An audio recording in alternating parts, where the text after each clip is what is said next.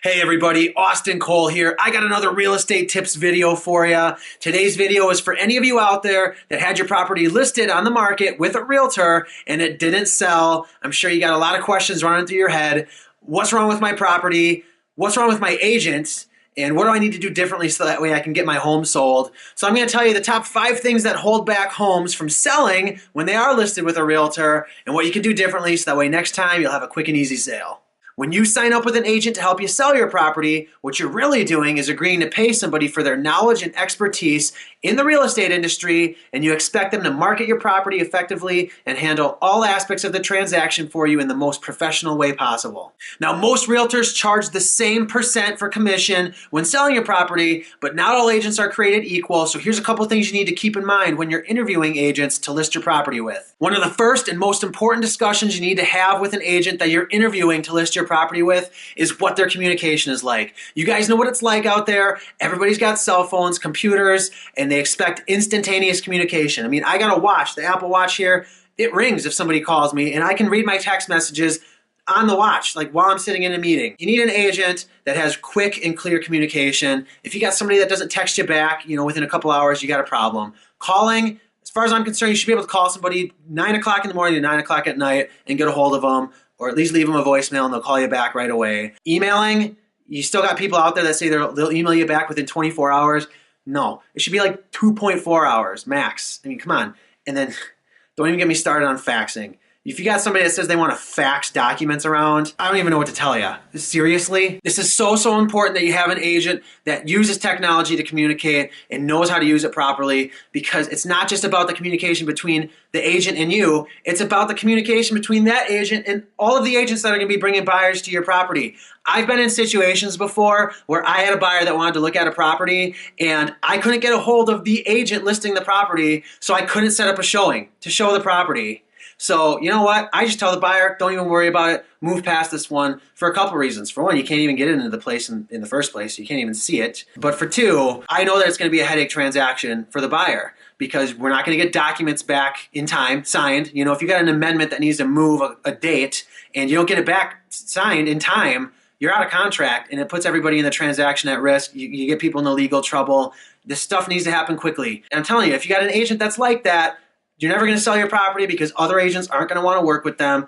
Nobody's going to buy your property. It's seriously. So communication, super important. I'm telling you guys, it's like one of the first discussions you got to have with an agent. You got to talk to them about this. The other thing, you need to set clear expectations with each other. Your agent should understand what you expect of them, and you should understand what the agent expects of you. You guys need to sit down and come up with a marketing plan together on how you're going to get your property sold quickly and for the most money possible.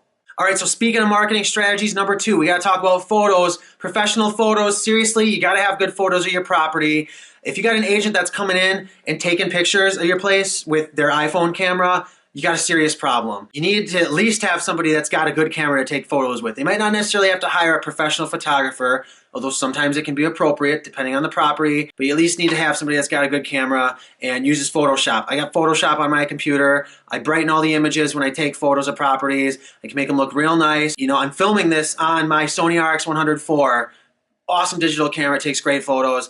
You need to have good photos of your property because that's the first thing that buyers see when they're looking at it. Everybody gets it online nowadays. They're going to see the pictures of your property, and you need those pictures to look nice. Otherwise, people are just going to skim right past it when they're cruising down the list. All right, so number 3, lack of exposure. So this gets back to what we were talking about with talking with your agent about marketing your property. It's work to sell your property. Here's what I always tell people. Then you can use your neighbors to your advantage. It's crazy. Have an open house and invite all your neighbors. Go around and knock on all their doors. Have your agent help you. You guys can work together on this. It can be a team effort to help sell your property. Get all the neighbors through.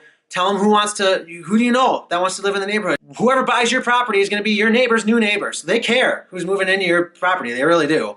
So ask them, who wants to move here? Throw a party. I'm a big fan of parties.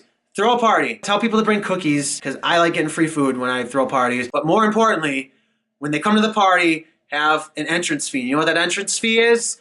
Ask them to write down on a list 5 people who they think might be interested in buying a property or who may know somebody that's interested in moving to that subdivision. They got to write it down or they can't come into the party. All right, number 4, talk about the appearance of your property. The outside and the inside of the property need to be immaculate. because when these buyers are coming through, remember, they need to envision that property as theirs, not yours. So on the outside, plant some flowers. You know, if you got dead plants, get rid of them. Do something to make the outside look nice, mulch, whatever needs to happen. Your agent can help you out with this.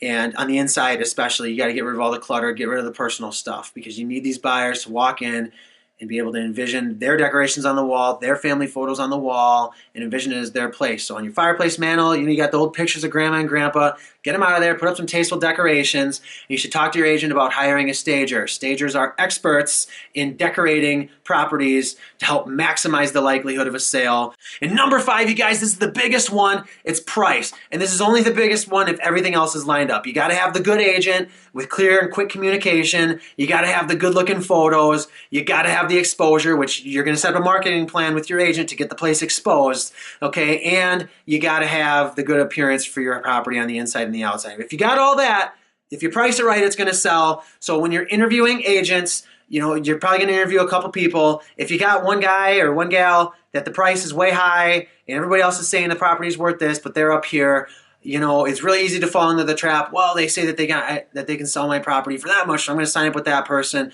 But it's just going to hurt you in the long run, because you never want to price your property too high and then let it sit on the market and drop the price as time goes on. You want to get a nice price on your property right away, so that way when it's fresh on the market, you can get multiple offers on the table.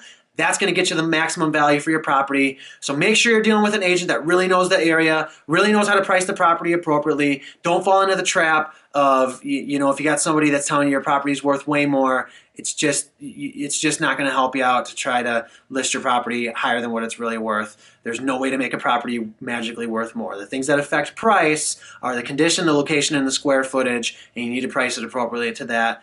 So if you got all those things lined up, the agent, the photos, the exposure, the appearance of the property, you got the right price, it's going to sell, your property's going to sell. So those are the things you need to keep in mind when you go to list your property next time. If it didn't sell, take a look at all those things and see where you were lacking last time you listed your property, and see where you need to make the adjustments. That way you'll have better luck next time. So good luck out there, everybody. If you need some help, obviously you can call me anytime. I'll come over, I'll do a market analysis on your property. I'll tell you exactly what my strategy is to sell your property. I guarantee you'll be happy with it. Give me a call if you need my help. If you're not going to use me, keep all these tips in mind when you're working with a different agent, and I guarantee you'll have success. Thanks so much for watching, everybody. We'll see you next time.